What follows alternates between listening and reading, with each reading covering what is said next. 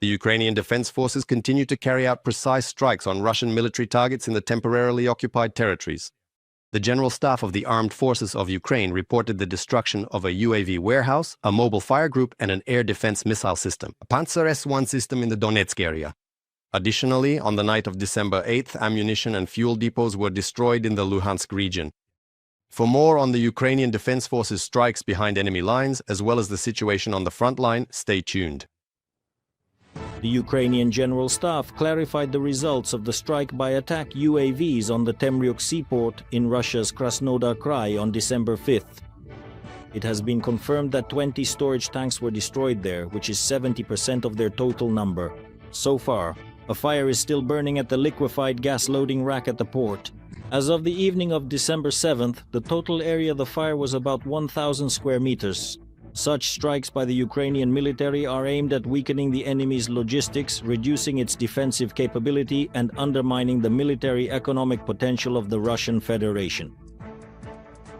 Meanwhile, the border guards of the Guard Brigade in the southern Slobozansky direction continue to destroy enemy resources. Specifically, according to the State Border Guard Service, Ukrainian soldiers managed to hit equipment, communication antennas, and infantry.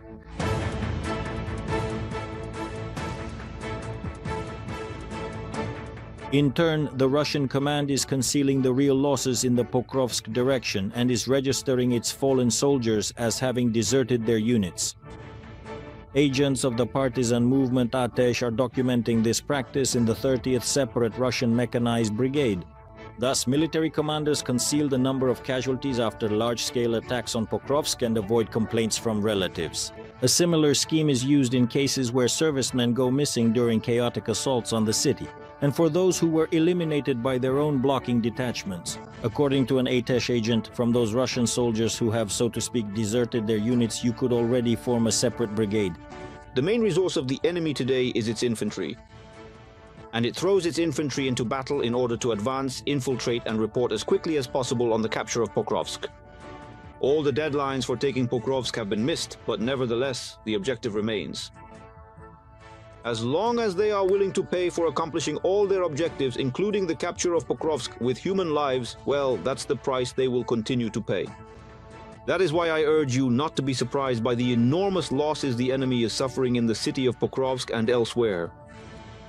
For them, this is a resource they throw in to achieve their goals. We are destroying the enemy in Pokrovsk. We are consistently defending it, destroying them. But unfortunately, Russia has the ability to bring new resources into the city. In other words, we cut off the head and it grows back again. And in the Lyman direction, the Russian army is attacking the positions of Ukrainian defenders in the area of the settlements of Novovodyan, Shandrihalov, Drobyshev, and towards Lyman. In the Kostiantinivka direction, the enemy tried to break through the Ukrainian defenses near Pleshchevka, Shcherbinovka, Yablonovka, Rus, Novoyar, and towards Sofiivka. And in the Pokrovsk direction, the Russian occupiers attempted to push the defense forces from their positions in the areas of Rodinske, Mirnorad Kotlin, Udakhne, and towards Novopavlivka.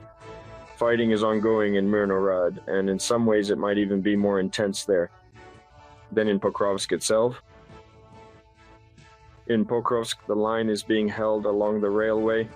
The enemy is trying to cross it near the station and further on, but the battles are taking place precisely for those settlements.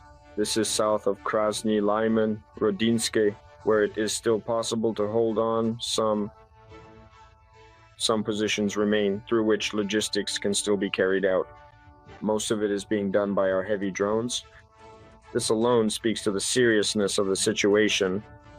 But our defenders continue to fight, and all these propaganda claims that Pokrovsk has been taken, let alone Kupiansk, are just freakish, with all the consequences that entails.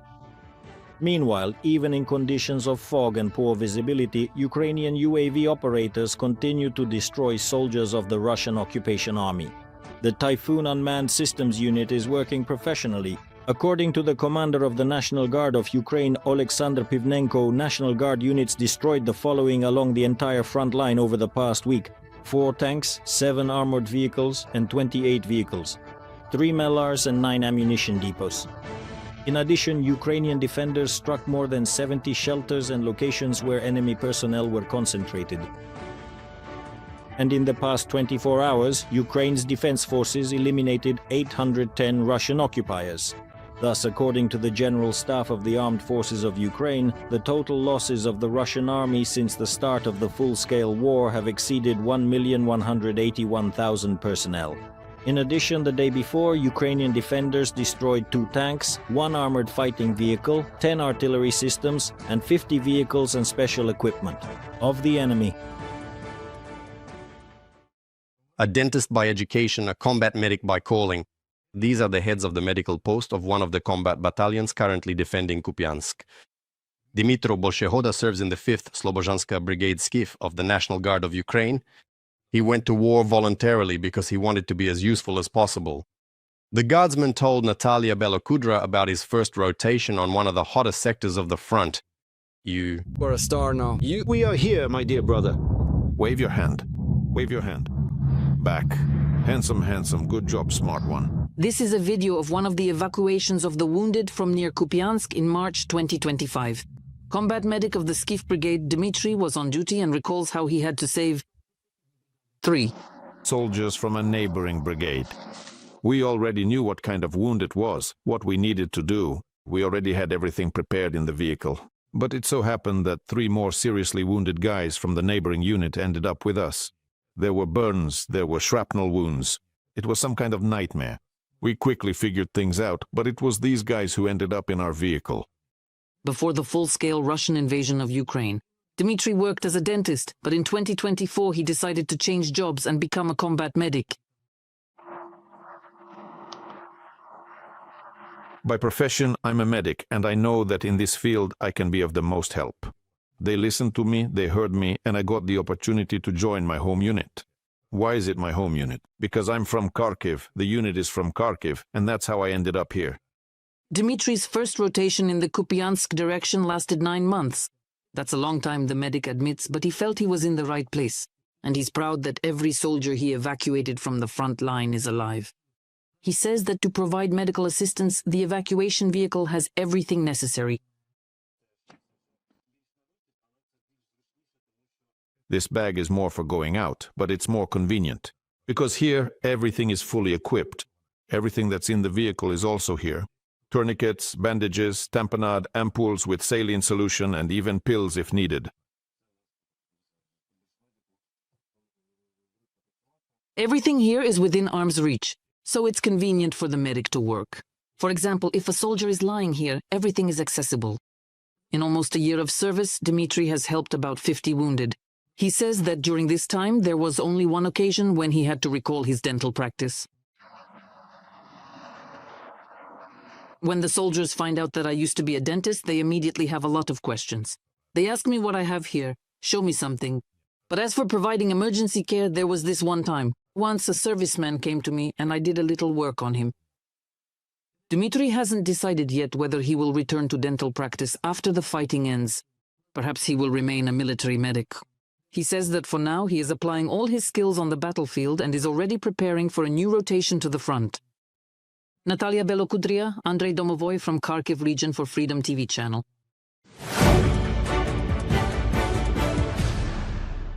Negotiations on the peace initiative promoted by the United States are still stalled on key issues, first and foremost regarding the future of Donetsk and Luhansk regions. President Volodymyr Zelensky stated this in an interview with Bloomberg. Among the points for further discussion is also a separate agreement on security guarantees from Western partners, the Ukrainian leader emphasized. There are different points of view from the US, Russia, and Ukraine, and we do not have a unified position regarding Donbass. There is one question that I and all Ukrainians want answered. If Russia starts the war again, what will our partners do? We are negotiating with the United States. It is constructive work.